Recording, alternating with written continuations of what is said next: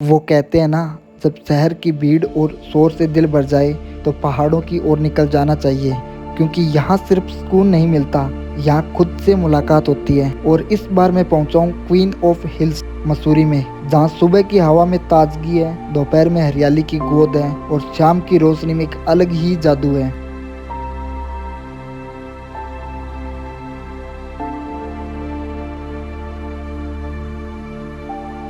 नमस्कार दोस्तों, स्वागत है आपका फिर से एक और नई वीडियो में। आज हम पहुंच चुके हैं उत्तराखंड की खूबसूरत वादियों में मसूरी, जिसे क्वीन ऑफ हिल्स भी कहा जाता है। अगर आप मेरे रेगुलर रिव्यूअर है तो आपको पता ही होगा कि पिछले वीडियो में हमने कैंपटी फॉल को एक्सप्लोर किया था और इस बार हम कुछ और नया करेंगे। कल मैं देहरादून से स्कूटी लेके मसूरी पहुंचा था। अगर आपने मेरा पिछला वीडियो नहीं देखा है तो आप देख लीजिए, उसमें आपको होटल की इन्फॉर्मेशन, आप स्कूटी कहाँ से ले सकते हैं और यहाँ पे कहाँ पे रुक सकते हैं, वो सब इन्फॉर्मेशन मैंने पिछले वीडियो में दी है।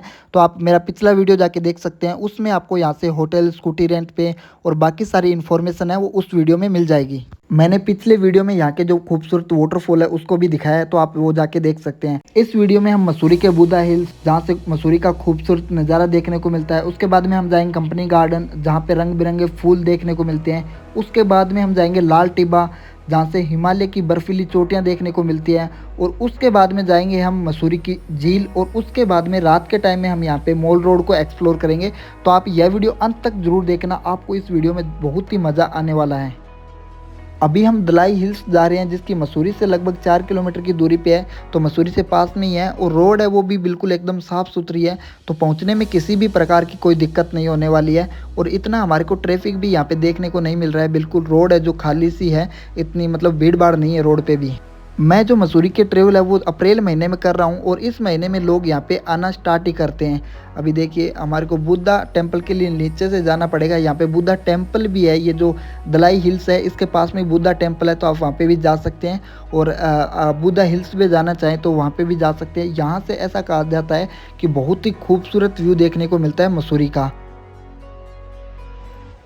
देखिए दोस्तों, अभी हम यहाँ पे दलाई हिल्स की पार्किंग में पहुँच चुके हैं, और यहाँ पे पार्किंग भी कोई भी चार्ज नहीं है। और ठीक से यहाँ पे कोई पार्किंग वगैरह की यहाँ पे व्यवस्था है नहीं। यहाँ पे रोड पे ही देखिए जो गाड़ियाँ वगैरह है वो खड़ी है। तो यहाँ से होते हुए हम आगे जाएंगे, और यहाँ से लगभग हमारे को बुद्धा हिल्स पे जाने के लिए लगभग 300 मीटर पैदल चलना होगा। तो उसके बाद में हम हिल्स के ऊपर पहुँचेंगे।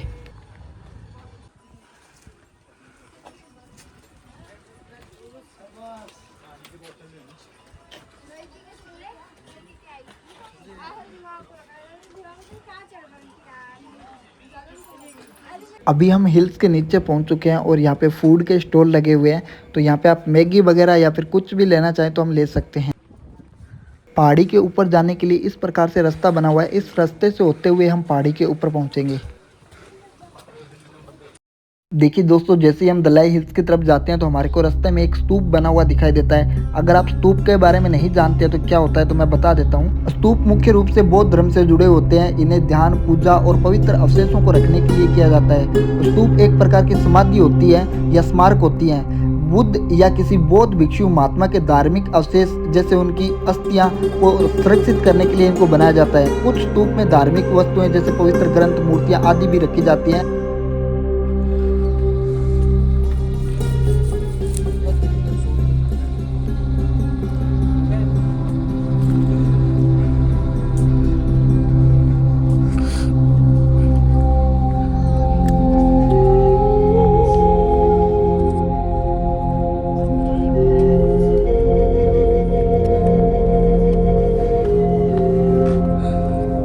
अभी हम लगभग दलाई हिल्स के ऊपर पहुंचने वाले हैं, और यहाँ से देखने से पहाड़ों का बहुत ही खूबसूरत व्यू आता है।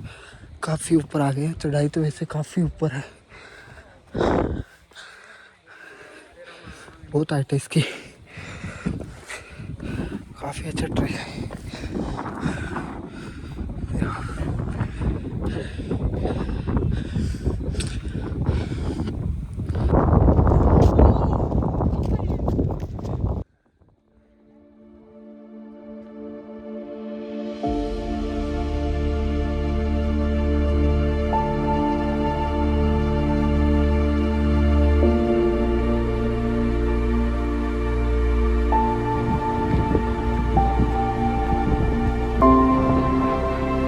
देखो दोस्तों, आपको ये सामने जो कलरफुल फ्लैग्स लगे हुए दिखाई दे रहे हैं, आपके मन में ये लग रहा होगा कि आपको ये सजावट के लिए लगाए गए हैं, लेकिन ये सजावट के लिए नहीं होते हैं। ये होते हैं प्रेयर फ्लैग्स, यानी प्रार्थना के झंडे इनको माना जाता है। ये तिब्बत और बौद्ध धर्म की एक सुंदर परंपरा है। इन पर मंत्र लिखे हुए होते हैं और प्रार्थनाएं और शुभकामनाएं लिखी होती हैं, जो हवा के साथ बहकर पूरी दुनिया में फैलती हैं। इन फ्लैग्स पे लिखा हुआ हर एक चित्र और हर एक मंत्र एक कामना होती है। यह शांति की और करुणा की और स्वास्थ्य की कामना की जाती है, और वो भी किसी एक पर्टिकुलर पर्सन के द्वारा नहीं लिखा जाता है। ये हर एक जीव के लिए लिखे जाते हैं। दोस्तों, फाइनली हम दलाई हिल्स की चोटी पर पहुंच चुके हैं, और सच कहूं तो यहाँ पे जो एहसास होता है उसे शब्दों में बांधना थोड़ा मुश्किल है।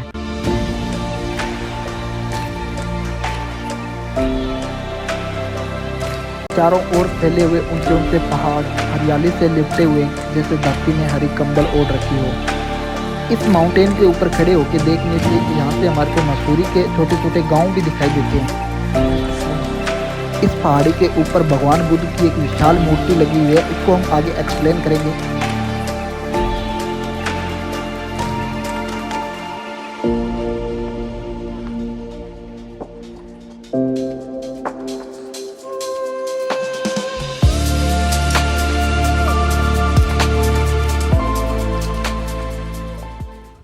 यहाँ पे इसके बारे में यहाँ पे हिस्ट्री भी लिखी हुई है, और अगर आप पढ़ना चाहें तो वीडियो को पॉज करके पढ़ सकते हैं, लेकिन फिर भी मैं आपको बता देता हूँ कि इस पहाड़ी का नाम दलाई हिल्स क्यों पड़ा। दोस्तों, इस जगह का नाम दलाई लामा के नाम पे रखा गया है, जो तिब्बत के धार्मिक गुरु हैं। 1959 में जब चीन ने तिब्बत पर हमला किया, वहाँ की धार्मिक स्वतंत्रता पे खतरा मंडराने लगा, तब 14वें दलाई लामा को भारत में शरण लेनी पड़ी थी। हजारों तिब्बती शरणार्थी भी उनके साथ भारत आए थे। कुछ तिब्बती समुदाय हैप्पी वैली, जो यहाँ पे आसपास का एरिया है, उसे हैप्पी वैली कहा जाता है, उसके आसपास में कुछ क्षेत्रों में अपना नया घर बना के रहने लगे। उन्होंने अपनी संस्कृति और धार्मिक आस्था को बनाए रखने के लिए यहाँ बौद्ध प्रतीकों, पेयर फ्लैग और कुछ प्रतिमाओं को स्थापित किया। तभी से इस पहाड़ी का नाम दलाई हिल्स कहा जाने लगा, एक ऐसा नाम जो शांति, करुणा और आध्यात्मिकता का प्रतीक है। देखिए, यहाँ पे जो सामने आपको भगवान बुद्ध की मूर्ति लगी हुई दिखाई दे रही है, यह काफी विशाल मूर्ति है, और यह पत्थर से बनी हुई है, जो कि यहाँ पे शांति का प्रतीक है।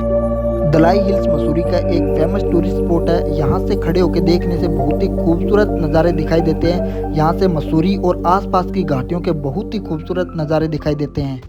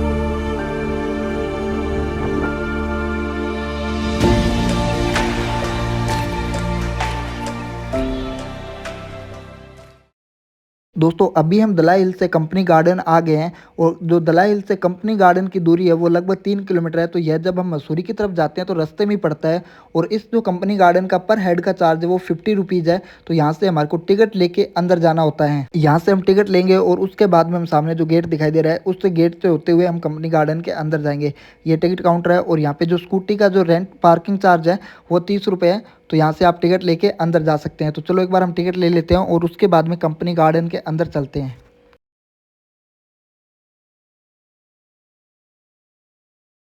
यहाँ से मैंने टिकट ले लिया है, और पर हेड के 50 रुपीज़ चार्ज है टिकट के। और यहाँ से अब टिकट चेक करवा के हम अंदर जाएंगे। अंदर हमारे को कलरफुल फ्लावर्स देखने को मिलते हैं, और काफ़ी और भी चीज़ें देखने को मिलती हैं। तो चलो हम कंपनी गार्डन को एक्सप्लोर करते हैं।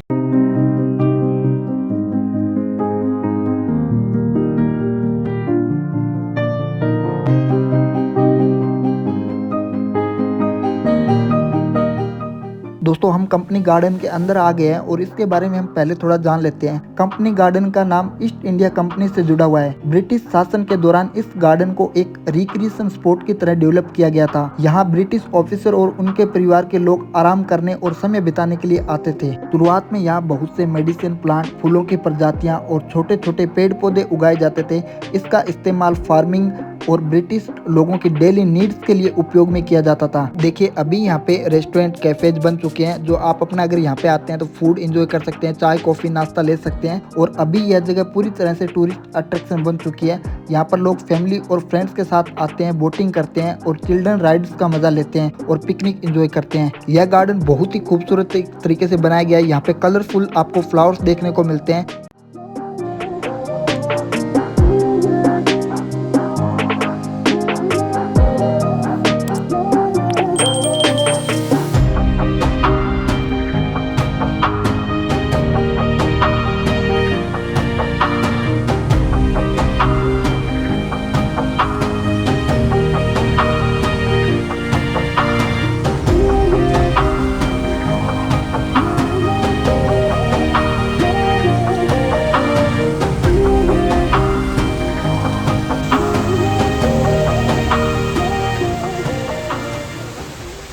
देखिए सामने आपको यह जो वाटरफॉल दिखाई दे रहा है यह बिल्कुल आर्टिफिशियल तरीके से बनाया गया है, लेकिन देखने से बिल्कुल भी ऐसा नहीं लग रहा कि यह आर्टिफिशियल बनाया गया है। इस वाटरफॉल के पास में खड़े होकर आप बहुत ही खूबसूरत अच्छी अच्छी फोटो खींच सकते हैं और अपने इंस्टाग्राम रील्स भी बना सकते हैं।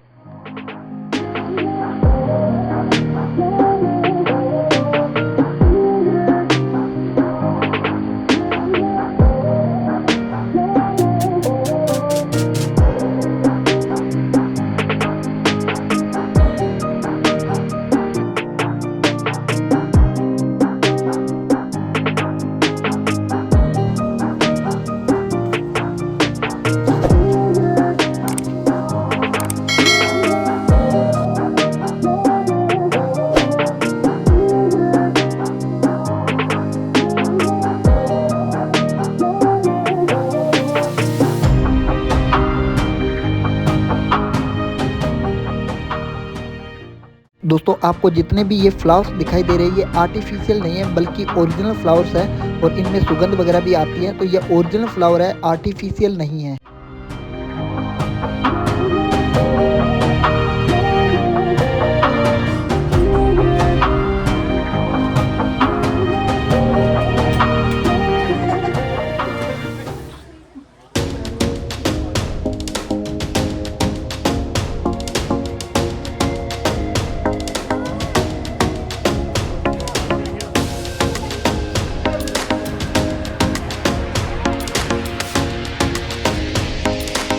देखिए अभी हम नीचे की साइड में आ गए। इधर हमारे को झूले वगैरह लगे हुए दिखाई देते हैं। जो बच्चे अगर आपके साथ में हो तो आप उनको यहाँ पे इंजॉय करवा सकते हैं, और अगर आप खुद इंजॉय करना चाहें तो भी यहाँ पे कर सकते हैं। यहाँ पे बड़ों के लिए भी झूले लगे हुए हैं और बच्चों के लिए भी राइड्स बनी हुई है जो आप ले सकते हैं, और इनका अलग अलग टिकट प्राइस रहता है। क्योंकि मैंने नहीं लिया है इसलिए मुझे यहाँ का टिकट प्राइस पता नहीं है, तो आप इस प्रकार से यहाँ पे इंजॉय कर सकते हैं।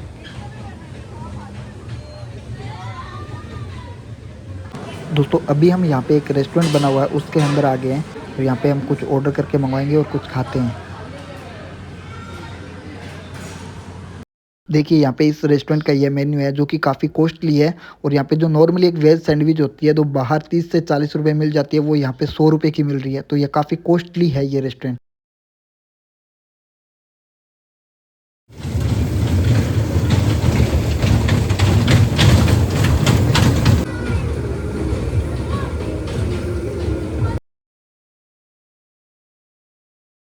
देखिए यहाँ पे काफ़ी और लोकल रेस्टोरेंट भी बने हुए हैं, तो आप इन पे भी अगर फूड एंजॉय करना चाहते हैं तो कर सकते हैं। वहाँ से मैंने एक सैंडविच ली थी और एक जो 2 कॉफ़ी ले ली थी, तो वहाँ से हम नाश्ता वास्ता कर लिया था, तो हमने इन दूसरे रेस्टोरेंट्स पे नहीं किया है। फिर भी मैं मेन्यू दिखा देता हूँ, आप मेन्यू देख लीजिए इनका। ये यहाँ पे लोकल पहाड़ी ड्रेसेज है जो अगर आप इनको पहन कर फोटोज़ वगैरह क्लिक करवाना चाहें तो वो आप अगर यहाँ पे पार्क में खिंचवा सकते हैं। देखिए सामने फोटो फ्रेम लगे हुए हैं, तो इस प्रकार से आप यहाँ पे फोटोज़ वगैरह भी खिंचवा सकते हैं। और बच्चों के लिए यहाँ पे काफ़ी गेम है, जो बच्चे अगर आपके साथ आते हैं तो उनको भी इंजॉय करवा सकते हैं।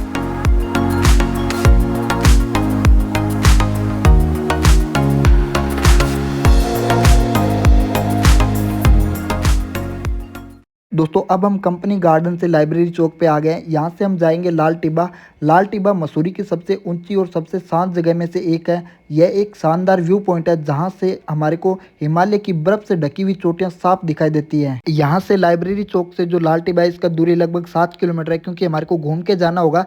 यहाँ से जो सीधा रास्ता है उस रास्ते से जाने के लिए पुलिस वाले अलाउ नहीं करते हैं। वहाँ पे स्कूटी जाने पे जो चार्ज है वो लग जाता है। सामने देखिए आपको बोर्ड लगा हुआ है, इस रास्ते से होते हुए दिखाई देते हैं। और ऊपर की साइड में मॉल रोड है। मॉल रोड में रेंट वाली स्कूटियों को अलाउ नहीं किया जाता है। अगर आप लेके भी चले जाते हैं गलती से तो आपका फ़ाइन लग सकता है वहाँ पे। अगर आप गलती से लेके चले गए तो 500 रुपये फ़ाइन है। तो चलो दोस्तों अभी हम लाल टिब्बा चलते हैं और लाल टिब्बा को एक्सप्लोर करेंगे, जो कि मसूरी की एक बहुत ही खूबसूरत जगह है और शांत जगह है। वहाँ पे हमारे को इतनी भीड़ भी देखने को नहीं मिलती है। अगर आप वहाँ पे जाएंगे, लाल टिब्बा जाएंगे, तो इतनी ज़्यादा भीड़ देखने को नहीं मिलती है।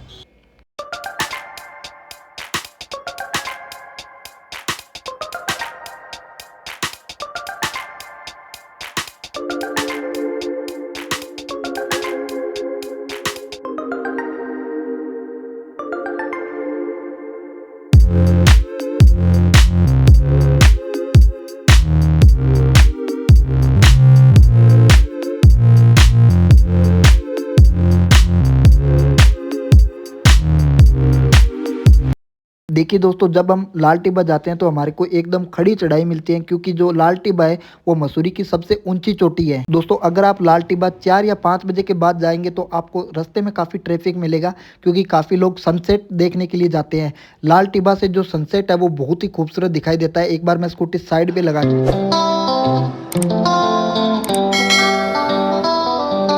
देखिए यहाँ पे आगे जाम लगा हुआ है।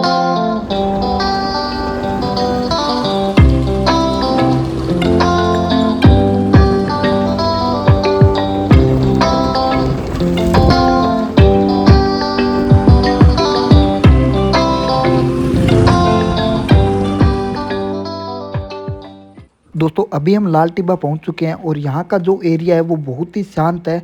और यहाँ पे इतने ज़्यादा हमारे को क्राउड भी देखने को नहीं मिलता है। और यहाँ से ऐसा कहा जाता है कि यहाँ से हिमालय की जो चोटियाँ वो साफ दिखाई देती हैं।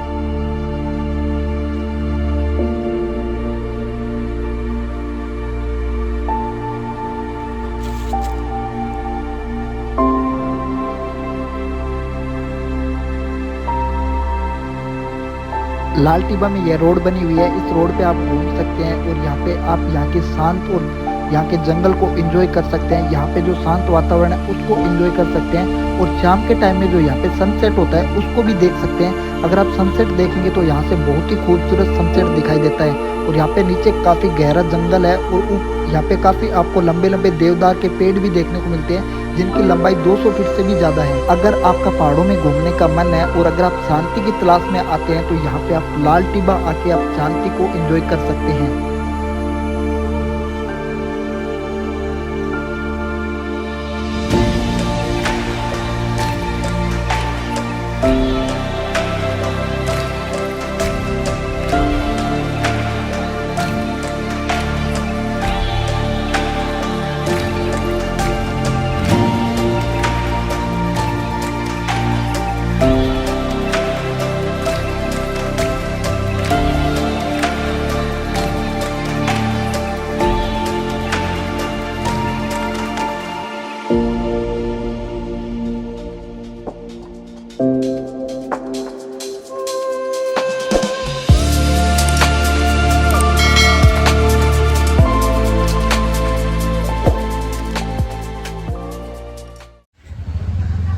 दोस्तों लाल टिब्बा एंजॉय करने के बाद में हम यहाँ पे पहुँचे हैं। यह जो मसूरी की झील है और इसका जो लाल टिब्बा से डिस्टेंस है वो लगभग 8 किलोमीटर है। तो हम यहाँ पे आ गए हैं स्कूटी के द्वारा।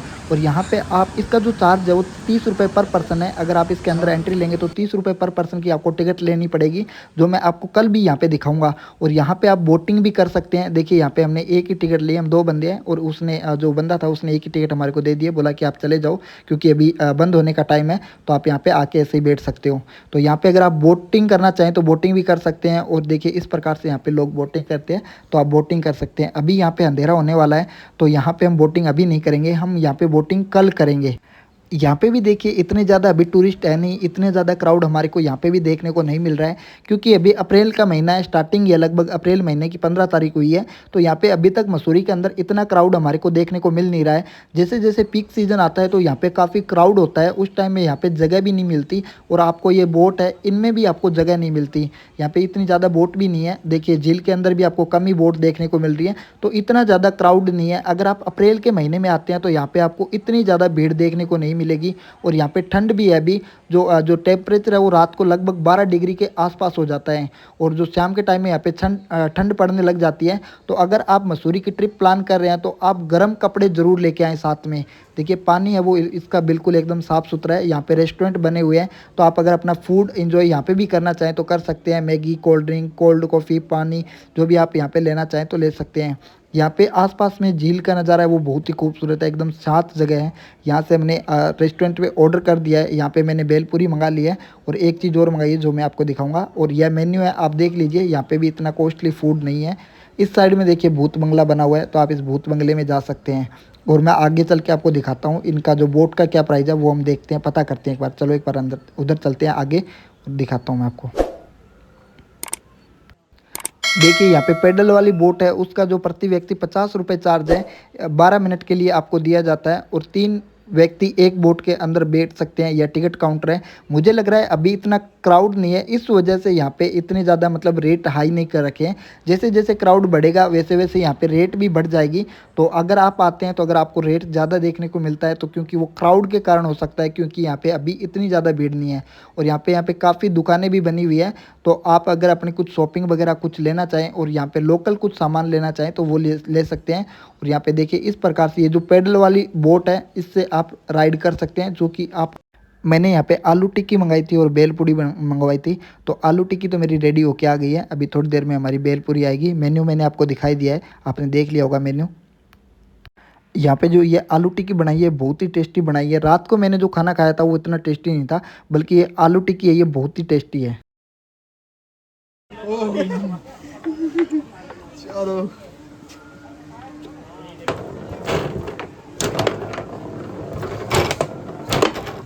अरे गजब। चलो लास्ट पॉइंट पे नो लास्ट अब है लास्ट अब लास्ट फाइनल पॉइंट। ये यहाँ पे मैग्नेट है, ये मैग्नेट मैंने लिया है। ये 50 का, ये 80 का और ये भी 80 का। ये लेते हैं।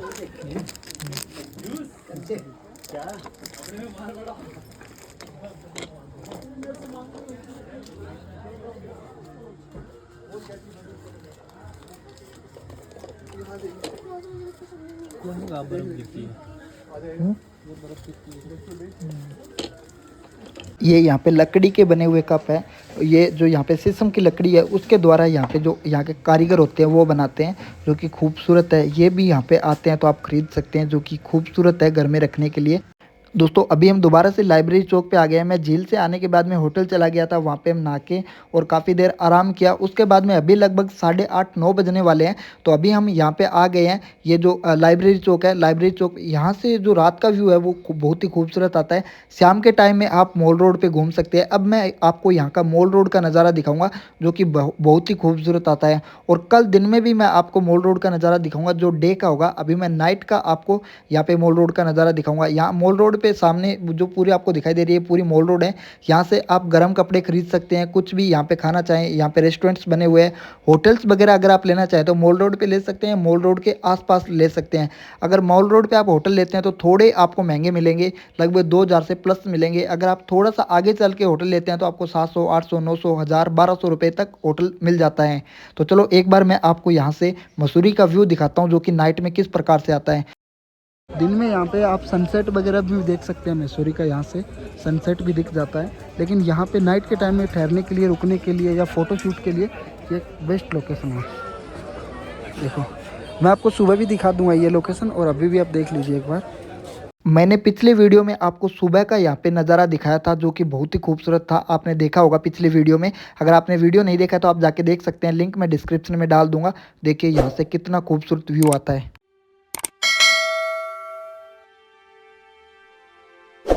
देखो वो जो आपको सामने दिखाई दे रहे हैं ना घर, जो लाइटें जल रही है, वो पहाड़ पे बसे हुए घर है। जिस तरीके से आपको इस साइड में बसे हुए दिखाई दे रहे हैं ना, उसी साइड से उस वहाँ पे भी है। ये देखिए इधर भी आप देखोगे तो भी आपको पहाड़ों पे घर बने हुए हैं, उनमें लाइटें जल रही है और ये बहुत ही खूबसूरत दिखाई दे रहा है। कैमरे में तो पता नहीं आपको कैसा दिखाई दे रहा होगा, लेकिन अगर आप रियल आंखों से देखोगे ना तो आपको बहुत ही खूबसूरत ये व्यू आता है यहाँ पे नाइट के टाइम में। देखो यहाँ बैठने के लिए सिटिंग पॉइंट भी बने हुए हैं, तो आप बैठ भी सकते हैं।